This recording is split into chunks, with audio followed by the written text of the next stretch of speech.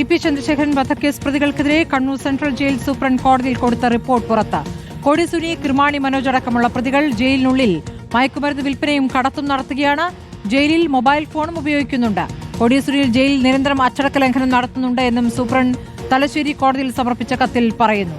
അർജുൻ കല്യാട വിവരങ്ങളുമായി. അർജുൻ, ഇവരെ പുറത്തുവിടാനുള്ള ആലോചനകൾ ഒരു വശത്ത് നടക്കുന്നതിനിടയിലാണല്ലോ ഇപ്പോൾ ഇങ്ങനെയൊരു റിപ്പോർട്ട് പുറത്തുവരുന്നത്. എന്താണ് സൂപ്രണ്ടിന്റെ റിപ്പോർട്ടിൽ പറയുന്നത്? പ്രശ്നക്കാരാണ് ഈ പ്രതികൾ എന്ന് തന്നെയല്ലേ? സ്മൃതി, അതായത് ഓഗസ്റ്റ് മാസം 5-ാം തീയതി Kannur central jail superintendent Thalassery കോടതിയിൽ സമർപ്പിച്ച റിപ്പോർട്ടാണ് ഇപ്പോൾ പുറത്തു വന്നിരിക്കുന്നത്. അതിൽ പറയുന്നത് ഈ പറയുന്ന കൊടിസുനി, കിർമാണി മനോജ് തുടങ്ങിയ ടി.പി. ചന്ദ്രശേഖരൻ വധക്കേസിലെ പ്രതികൾ കണ്ണൂർ സെൻട്രൽ ജയിലിനകത്ത് തുടർച്ചയായ നിയമലംഘനങ്ങൾ നടത്തുന്നു തന്നെയാണ്.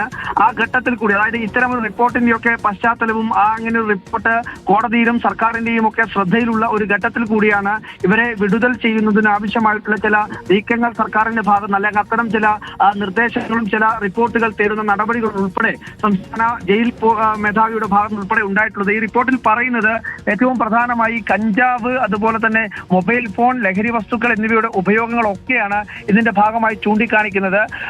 കൃത്യമായി ആ റിപ്പോർട്ടിലെ വാചകങ്ങൾ കണ്ണൂർ സെൻട്രൽ പ്രിസണിലെ 2-ാം ബ്ലോക്കിൽ പാർപ്പിച്ചിരുന്ന പ്രതിയും കൂട്ടുപ്രതിയുമായിട്ടുള്ള കിർമാണി മനോജ്, അതായത് കൊടി സുനിയും കിർമാണി മനോജും തുടങ്ങിയിട്ടുള്ള ഈ പ്രതികൾ 2-ാം ബ്ലോക്കിലെ സഹതടവുകാരനായിട്ടുള്ള ബ്രിട്ടോ എന്നിവർ ചേർന്ന് ജയിലിനുള്ളിൽ മയക്കുമരുന്ന് വിൽപ്പനയും കടത്തും ഉൾപ്പെടെയുള്ള ക്രിമിനൽ പ്രവർത്തനത്തിൽ ഏർപ്പെടുന്നുണ്ടെന്നും ഇതിനായി ജയിലിൽ മൊബൈൽ ഫോൺ ഉപയോഗിച്ചു വരുന്നെന്നും രഹസ്യ വിവരം ലഭിച്ചിട്ടുണ്ടെന്നും അടിയന്തര നടപടികൾ സ്വീകരിക്കണമെന്നും ആവശ്യപ്പെട്ടുകൊണ്ടുള്ള ഒരു റിപ്പോർട്ട് ഈ പറയുന്ന കൊടിസുനി ഈ കേസിന്റെ മാഹി ഇരട്ട കൊലപാതക കേസിന്റെ ഭാഗമായി ഈ കോടതിയിൽ ഹാജരാക്കുന്ന ഘട്ടത്തിൽ പരസ്യമായി പോലീസ് ഉദ്യോഗസ്ഥരുടെ സാന്നിധ്യത്തിൽ തന്നെ മദ്യപാനം നടത്തിയിരുന്നു.